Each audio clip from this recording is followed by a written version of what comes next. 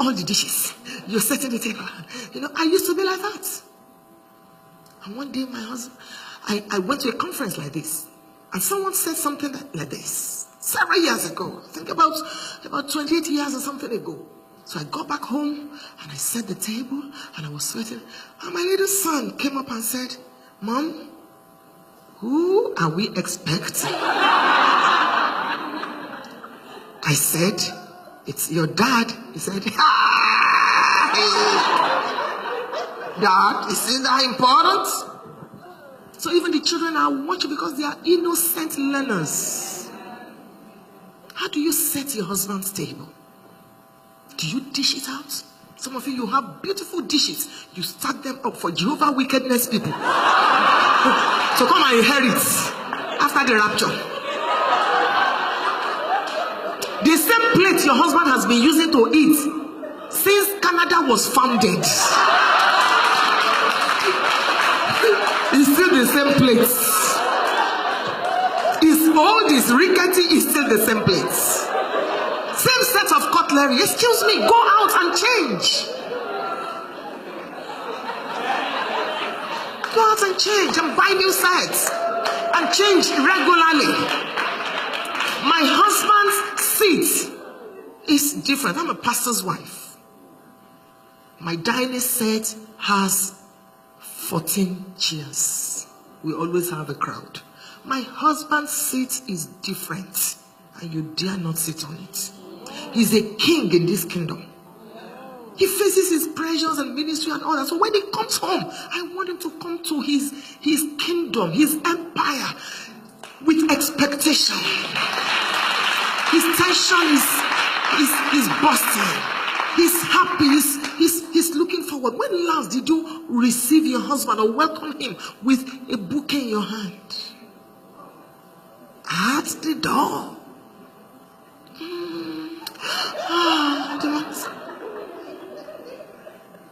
Some of you, your children have taken the places of your husbands.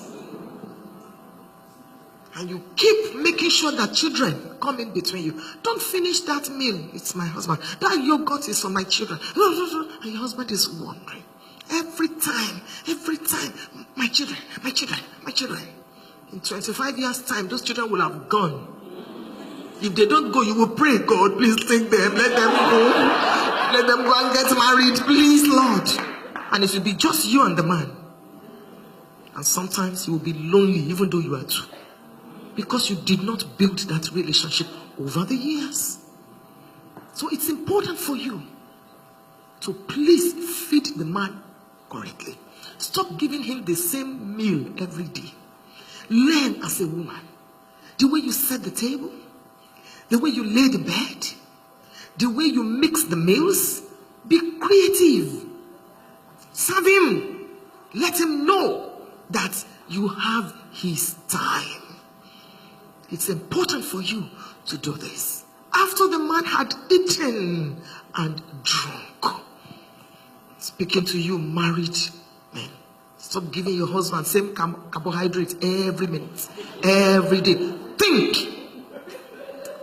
Sometimes you need to stop watching some of these channels and go learn some things about how to make, food and all that. Serve him correctly. Let your husband feel special. Make him a king in your home. Even if you're not married, you can start learning and prepare for the future. There's no man you treat like a king that will not treat you like a queen. Do your own part and trust God. The fourth thing, when Boaz had eaten, I'm really rushing because of the time and we have evening service. When Boaz had eaten and drunk and his heart was merry. That's the fourth thing. You must constantly make your husband happy. Give him joy. Stop noticing every mistake. Stop nagging. Every time there is a quarrel, every time. When your marriage was 1 year, you will quarrel for 1 week, you won't talk. Now that your marriage is 10 years, it's still the same. When will you grow up? 25 years. You still keep Christian malice. You know Christian malice. How are you? Blessed. Pass the salt. I'm fine. That's Christian malice. We're talking. Am I not talking to you? I'm talking. If the rapture comes, that's not right. Let him be happy. Make him happy. When last did you tickle your husband? When last did you put a little fish in your mouth and he just tiptoed and you came from the back and you put it in his mouth? When last did you do that? You know, sometimes I just move towards my husband and I just tickle him. And he does like that. I say, you are not even a virgin.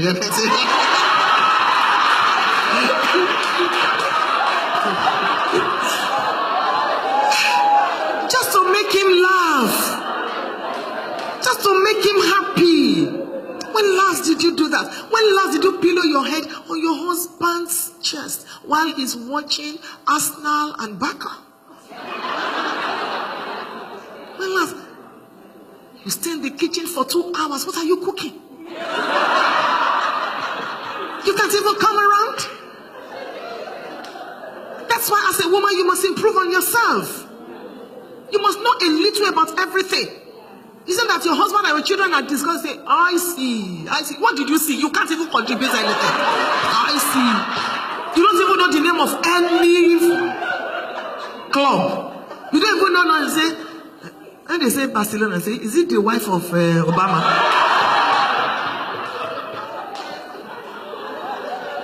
It's a woman. No man wants an old bride around him.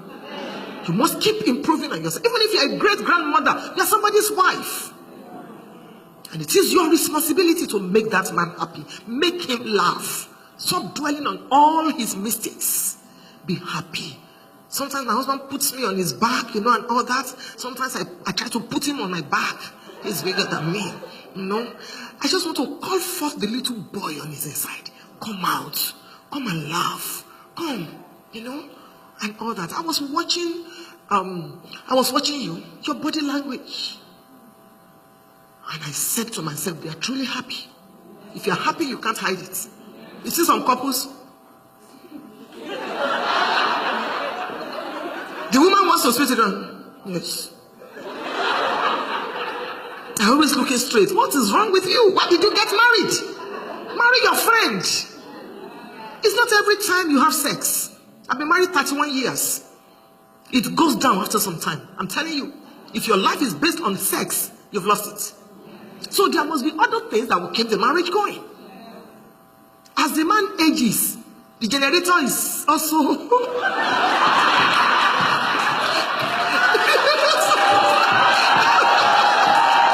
It's true.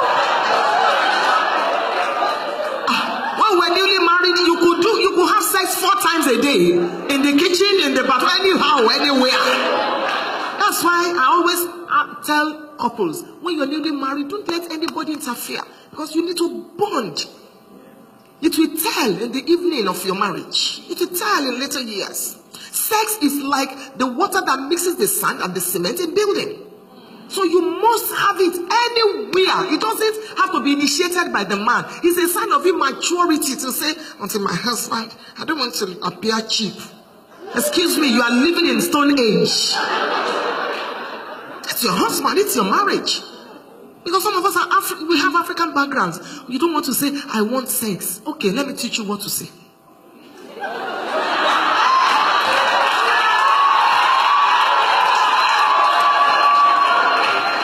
As you are serving, maybe you're serving his food or something, just whisper to him in case the children are there. I want a flight to Jerusalem tonight.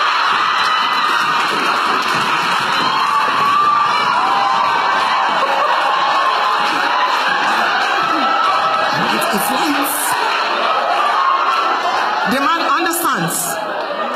Or you say to him, tonight, I'd like you to make deposit without withdrawal. He knows what we're talking about. Coin your own language. Coin your own language. Hallelujah.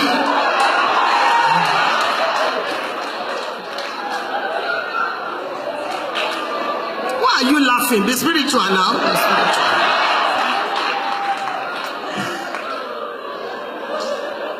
So, the man's heart was merry. make your husband happy. You determine, you dictate the mood of your marriage.